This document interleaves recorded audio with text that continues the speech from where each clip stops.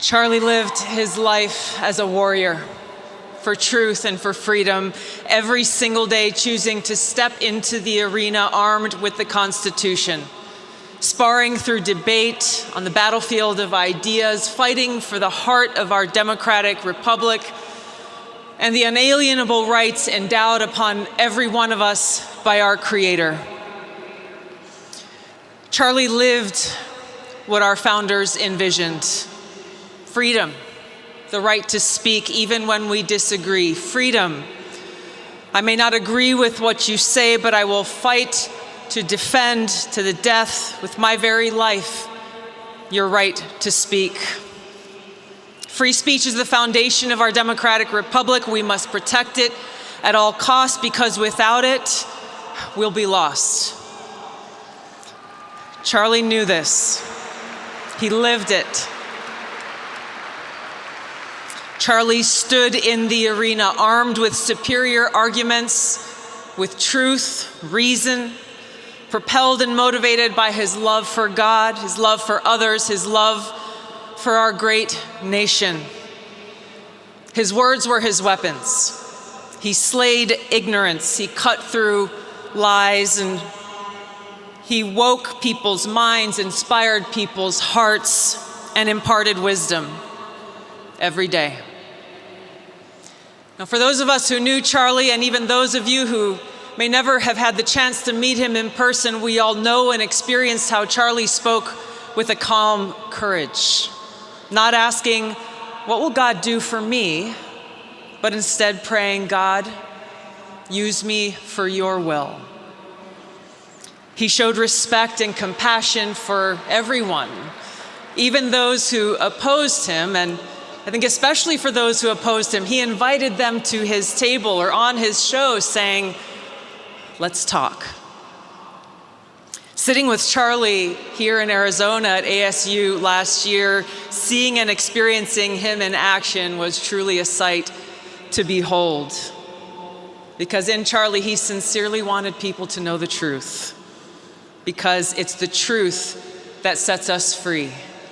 It is the truth that keeps us free.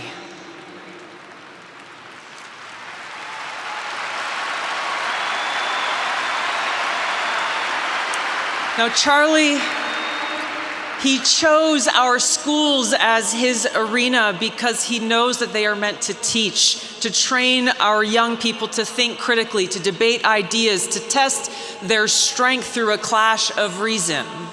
But too often, these schools silence debate, saying words are violence, and dissenting voices are hushed, and those who speak of God, those who speak the truth, simple objective truths like there are only two genders in these schools, they are told, "You have no voice."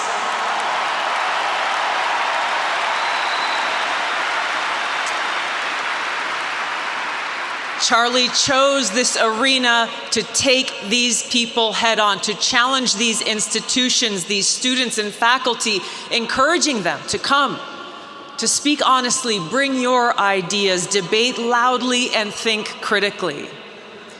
And Charlie did this so well, he was winning, so much so that the forces of darkness, hate, and evil were threatened by him and tried to silence him.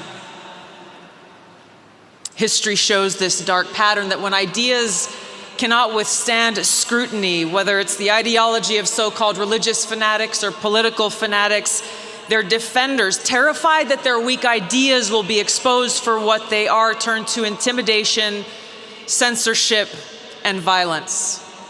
They kill and terrorize their opponents, hoping to silence them. But in this evil that we have experienced, that Charlie faced, their flawed ideology is exposed. Because by trying to silence Charlie, his voice is now louder than ever.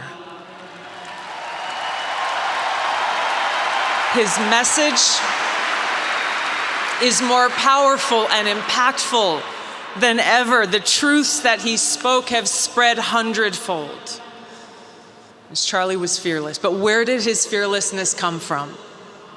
The answer lies in Corinthians. Therefore, be always of good courage and know that while we are at home in the body, we are absent from the Lord. We are of good courage, I say, and prefer to be absent from the body and at home with the Lord. Therefore, we have as our ambition, whether at home or absent, to be pleasing to Him.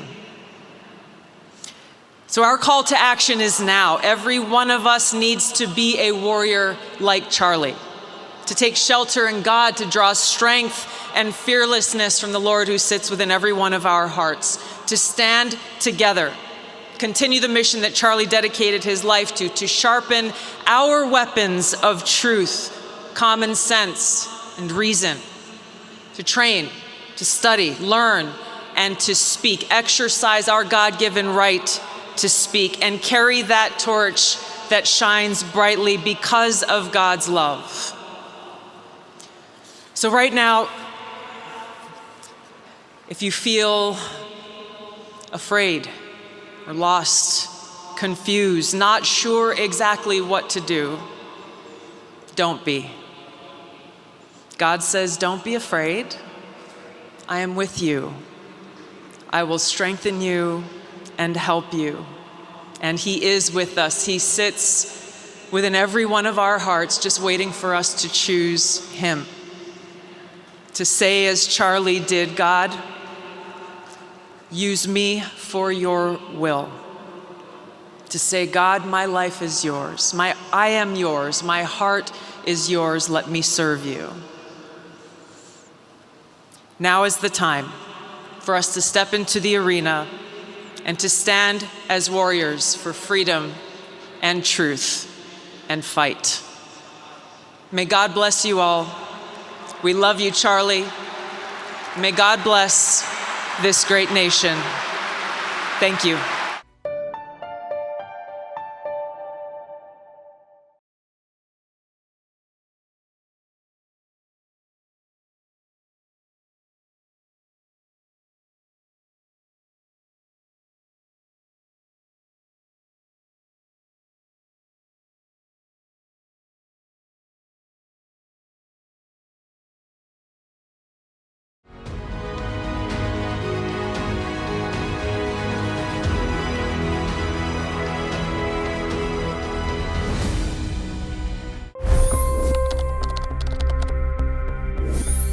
$25 crore गरीब गरीबी को परास्त करके बाहर निकले। For the good of our nation, let's work together and let's truly make America great again. The fastest news breaks. Requested PM saying that look, you will have to speak to Putin and to Zelensky. The biggest news makers. The relationship with India is probably the most important bilateral relationship the U.S. will have for the rest of this century. The capital delivered quite an election result today. Expert analysis. The million-dollar question today is how to stop this dance of death. Ground reports. I'm standing at the crossroad of the Kumbh Mela. Behind me are more than 100 entry ghats. Long-form interviews. Exclusionary politics is reflected in Manipur case as well. You don't bother because this is a small state. Deep dive into burning issues. It's often said DRC could be the richest country in the whole world. It's because of what sits underneath. Why exactly did the US topple the Sheikh Hasina government? HT videos. We don't just break news, we break it down.